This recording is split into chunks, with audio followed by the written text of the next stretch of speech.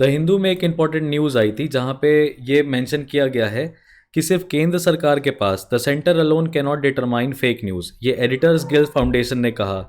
इस particular news को अगर आप थोड़ा ध्यान से देखेंगे तो इसमें आपको पता चलेगा कि इंफॉर्मेशन टेक्नोलॉजी रूल्स 2021 के बारे में बात हो रही है, जो कि ministry of electronics and information technology MeitY ने अनाउंस किया और प्रेस इंफॉर्मेशन ब्यूरो को फैक्ट चेक करने के लिए कहा है कंटेंट को, जहां पे वो सोशल मीडिया प्लेटफॉर्म्स को डायरेक्ट कर सकते हैं कि वो to take down anything deemed fake.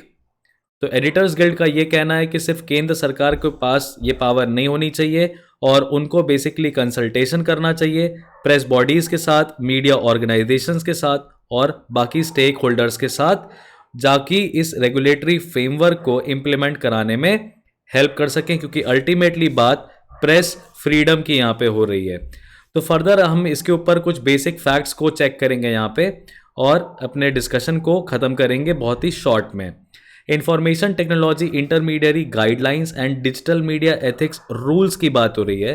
किस मिनिस्ट्री द्वारा? Ministry of electronics and information technology द्वारा। ये रूल्स किस एक्ट के अंदर फ्रेम किए जा रहे हैं? इंफॉर्मेशन टेक्नोलॉजी एक्ट 2000 के अंदर इन रूल्स को फ्रेम किया जा रहा है। फर्दर दो रेलेवेंट प्रोविजंस आईटी एक्ट के जो कि आपको जानने चाहिए। सेक्शन 66A के बारे में आपको पता होना चाहिए और सेक्शन 69A के बारे में आपको पता होना चाहिए। सेक्शन 66A ये Shreya Singhal versus union of India में 2015 में सुप्रीम कोर्ट ने स्ट्रक डाउन कर दिया। ये बेसिकली ऑफेंसिव और डेरोगेटरी इंफॉर्मेशन को रेगुलेट करता था, क्योंकि ये कर्टेल करता था फ्री स्पीच को, कर्टेल्ड फ्री स्पीच, इसलिए सुप्रीम कोर्ट ने इस पर्टिकुलर प्रोविजन को स्ट्रक डाउन कर दिया है। It is no more present. Section 69A की बात करें तो कोई भी ऐसा कंटेंट जो कि sovereignty, integrity of India, security of state के खिलाफ है, उसको सरकार रिमूव कर सकती है। ये सेक्शन 69A के बारे में आपको पता होना चाहिए। फर्दर अगर हम बात करें तो कौन अथॉरिटी है under the draft amendment rules?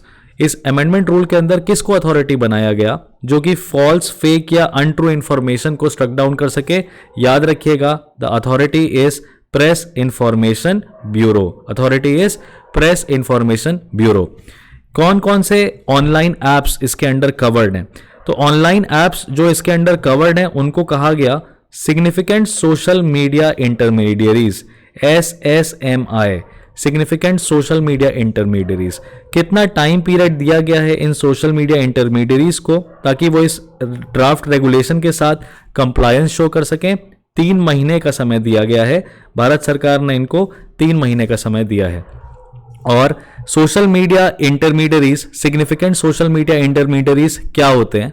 तो ये ऐसे प्लेटफॉर्म्स हैं जिनके पास 50 लाख से ज्यादा रजिस्टर्ड यूजर्स हैं।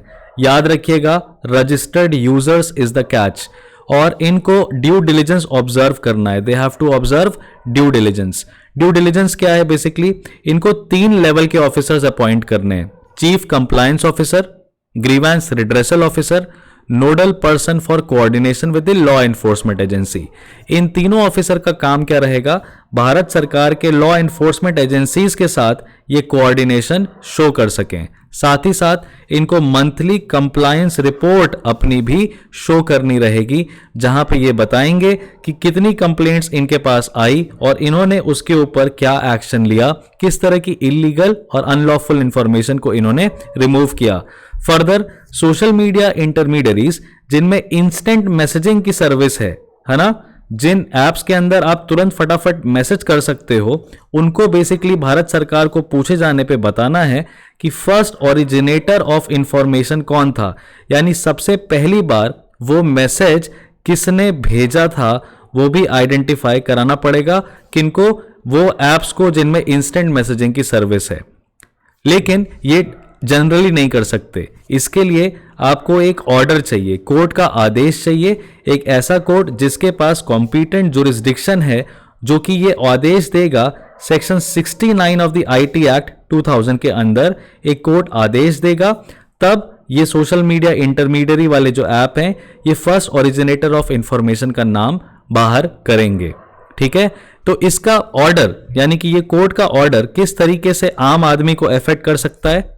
देखिए, ये जो आदेश दिया जा रहा है first originator of information detect करने के लिए ये बेसिकली प्रिवेंशन, डिटेक्शन, प्रोसिक्यूशन या पनिशमेंट ऑफ एन ऑफेंस के लिए दिया जा रहा है। यानी कानून को रोकने के लिए, डिटेक्ट करने के लिए, पनिश करने के लिए किया जा रहा है।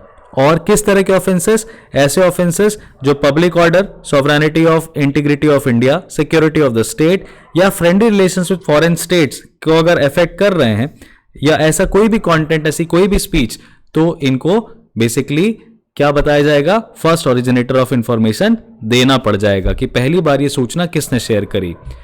ओटीटी प्लेटफॉर्म को भी क्या कवर किया है इसके अंदर, इस एथिक्स, डिजिटल मीडिया एथिक्स के अंदर? बिल्कुल।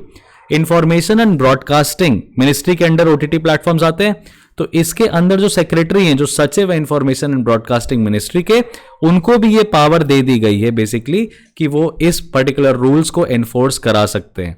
ये न्यू रूल्स जो हैं ये इन पे भी, ओटीटी प्लेटफॉर्म्स पे भी लागू होते हैं और इनको भी वही 3 टियर रेगुलेशन करना है जो कि बाकियों को करना है। प्लस एक एडिशनल चीज ओटीटी प्लेटफॉर्म को मैनेज करनी है कि वो उनको एज क्राइटेरिया के हिसाब से अपने पर्टिकुलर कंटेंट को 5 कैटेगरीज में डिवाइड करना है। तो ये बेसिक बातें थी हमारी सोशल मीडिया के रूल्स के बारे में, जिनको हम जनरली इंफॉर्मेशन टेक्नोलॉजी रूल्स 2021 के नाम से जानते हैं।